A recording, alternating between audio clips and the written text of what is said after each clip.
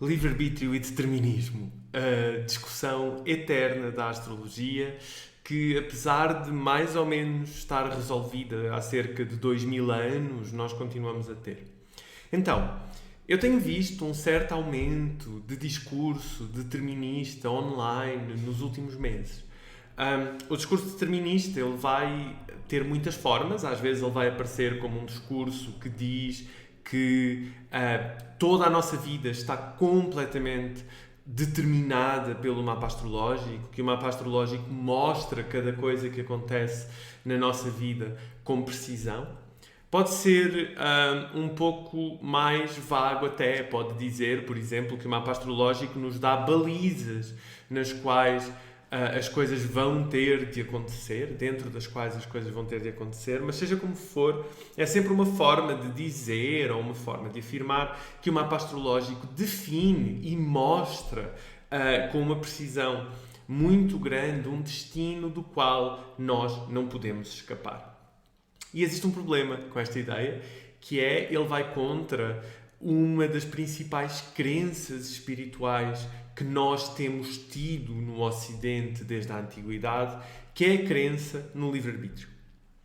É preciso, primeiro que tudo, falar um pouquinho sobre o que é que livre-arbítrio quer dizer, porque existe muita confusão em torno disso. Eu acho que nós podemos usar a definição mais simples possível de livre-arbítrio, que é essencialmente a possibilidade de termos agido de outra maneira. Ou seja, não estamos a falar aqui da nossa vida não ser influenciada por fatores. Claro que ela é. Nós nascemos em certos países, nós pertencemos a certas classes sociais, os nossos povos têm certas histórias, nós temos mais ou menos dinheiro ao nosso dispor, nós somos mais ou menos discriminados de acordo com a nossa etnia e o nosso background étnico e por aí fora. E ninguém desmente que a nossa vida é moldada por uma quantidade de fatores que são externos à nossa vontade. Ninguém diz isso. Portanto, o livre-arbítrio não é a ideia de que nós podemos fazer qualquer coisa. A um nível muito básico, eu não posso simplesmente bater os meus braços e voar. Eu não posso comprar uma casa de 1 milhão de euros a pronto. E por aí fora. Essa não é a ideia do livre-arbítrio. A ideia do livre-arbítrio é fundamentalmente a de que nós, perante as decisões da nossa vida, poderíamos ter agido de forma diferente. Por isso é que tem lá a palavra arbítrio. Nós funcionamos como árbitros das nossas decisões. Ou seja, eu decidi gravar este vídeo e eu poderia ter decidido não gravar. Tu estás a ver este vídeo e poderias ter decidido não o ver. É simplesmente isso que o livre-arbítrio quer dizer.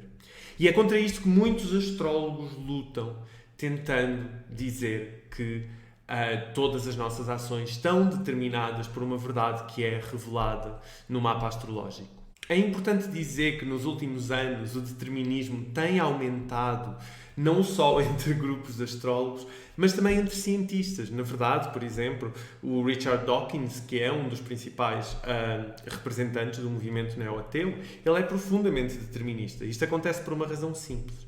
É que a função que arbitra as decisões, como eu estava a dizer, a função que nos permitiria ter agido de outra forma, ela é normalmente entendida como a alma. Por exemplo, na teologia cristã, na teologia pagã neoplatónica.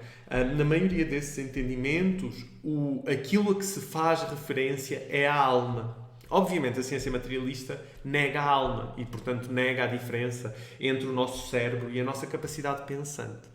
Desse ponto de vista, se nós assumirmos que as nossas atitudes elas são todas definidas biologicamente pelo nosso cérebro, é difícil não ser determinista.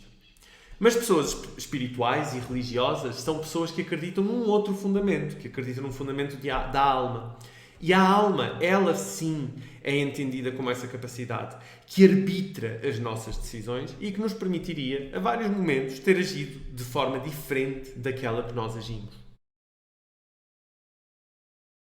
O que é que a tradição astrológica diz sobre o livre-arbítrio? Bem, a maioria dos astrólogos sabia que o determinismo era a principal crítica que se fazia ao oráculo e à adivinhação. Por exemplo, o Cícero faz essa crítica. Ele diz que a astrologia seria uma ciência vã caso tudo fosse determinado, porque aí o que aconteceria seria que nós íamos simplesmente atormentar as pessoas com uma previsão negativa nas situações negativas e tirar a alegria da surpresa positiva nas situações positivas. E é bem entendido que ele tem razão. Quando nós olhamos para a tradição em geral, ela defende a ideia do livre-arbítrio. Por exemplo, no Tetrabiblos, o Ptolomeu diz, quando fala dos egípcios e da sua associação entre medicina e astrologia, ele diz que eles nunca teriam concebido certos meios de evitar, afastar ou remediar as condições universais e particulares que surgem se tivessem tido alguma ideia de que o futuro não pode ser influenciado nem modificado. Ou seja, a astrologia aqui, ela tem o papel direto de aconselhar a pessoa para ela poder modificar o futuro e alterar o futuro a seu favor. Nós vemos esta ideia de novo em Guido Bonatti, no século XIII, quando ele diz: pois se há algum mal que há de vir segundo as estrelas ameaçar algum homem, e ele conhecer esse mal futuro de antemão, ele verá quão mau ele é e de que tipo é o mal e se oporá a ele. Ou seja, quando há uma previsão negativa feita para alguém, a pessoa tem a oportunidade de se opor a essa previsão e de alterar o seu futuro. Portanto, mais uma vez, vemos aqui um exemplo de um astrólogo que não está a ser determinista. Por exemplo, William Lilly, no século XVII, um dos astrólogos mais famosos da história, ele diz: não aflijais os miseráveis com terror de um julgamento severo. Nesses casos, fazei-lhes conhecer o seu duro destino pouco a pouco. Orientai-os a invocar Deus para desviar os seus juízos que pendem sobre eles. Ou seja, o Lilly, inclusivamente, ele advoga uma remedialidade sagrada. Ele diz: ora para afastar as coisas más que viste no teu mapa astrológico. Ela não só pode ser alterada, como ela pode ser alterada pela participação religiosa no mistério, neste caso de índole cristã, mas não precisaria de o ser. E um outro exemplo que eu gosto sempre de dar é o Campanella, no século XVII também, em que ele diz que, não sabendo se o determinismo é verdade ou não, nós devemos pelo menos agir como se ele não fosse verdade. Ou seja, deixai essas questões para Deus, mas ajam como se não existisse destino. Parte do problema que se coloca é que nós, como astrólogos, encontramos muitas vezes uma coisa que o Robert Hund e o Jeffrey Cornelius referem como precisão simbólica. Ou seja, nós encontramos certos símbolos nos nossos horóscopos que eles são tão fortes que nós não temos como fazer sentido deles sem escorregar imediatamente para certas formas de determinismo.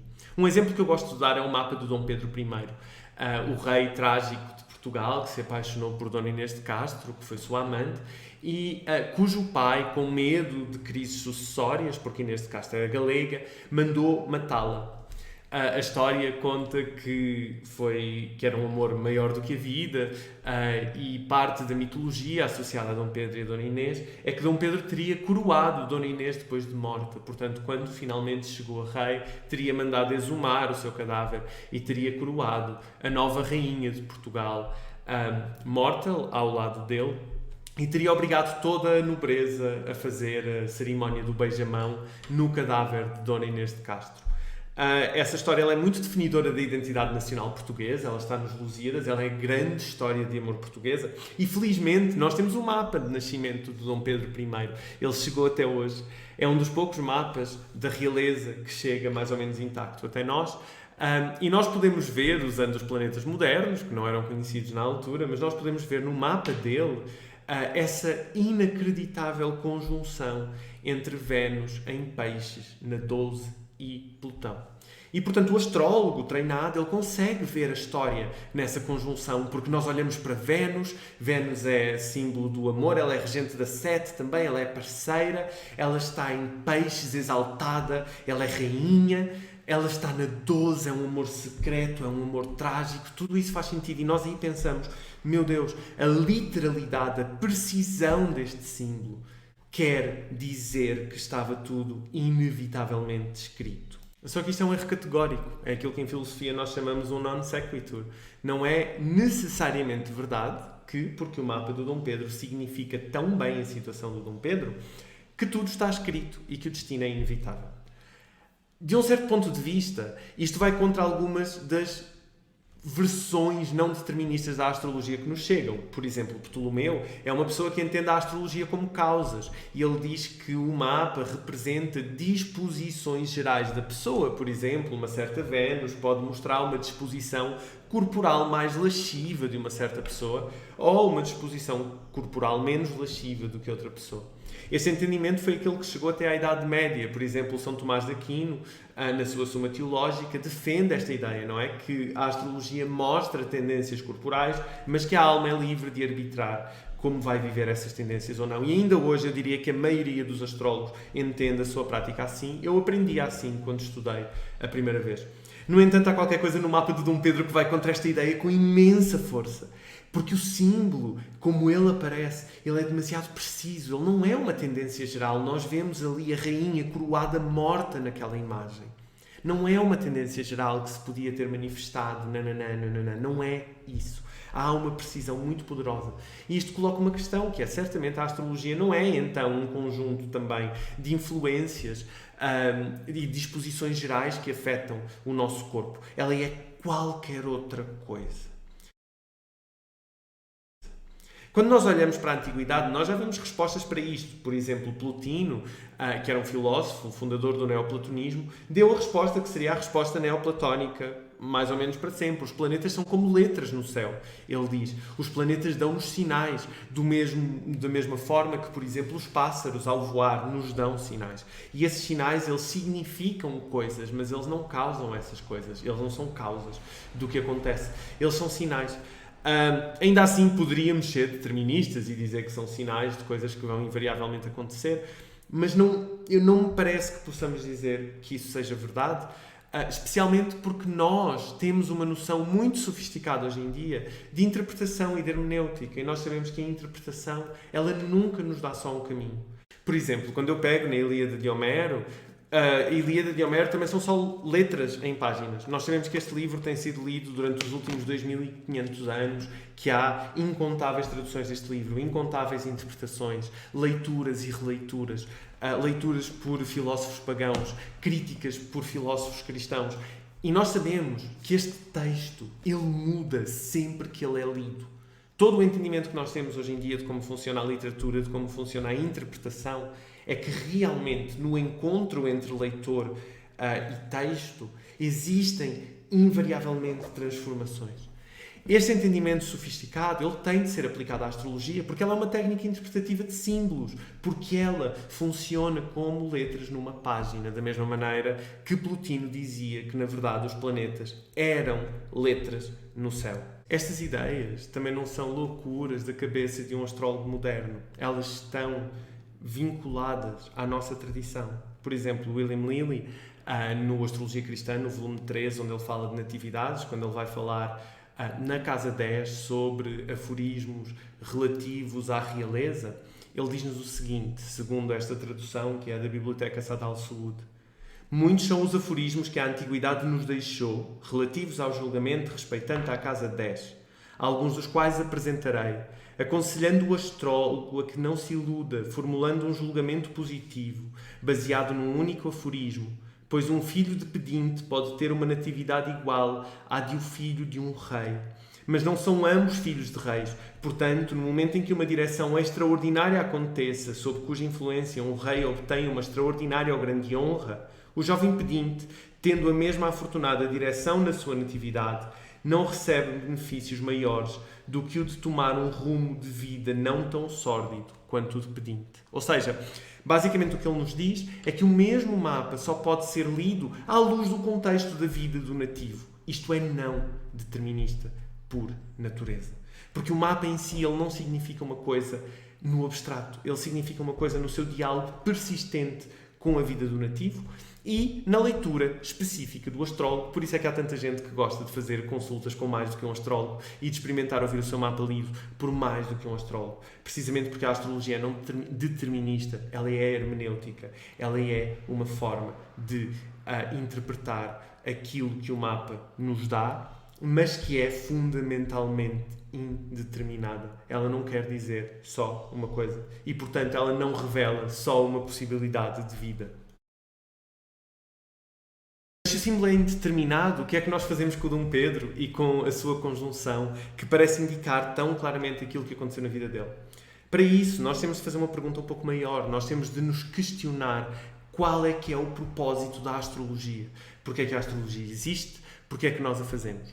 Eu acredito, como um dos meus professores, o Jeffrey Cornelius, que o objetivo da astrologia é encontrar a linha da boa fortuna. Isto é um conceito que ele discute no seu livro O Momento da Astrologia, que eu traduzi para português.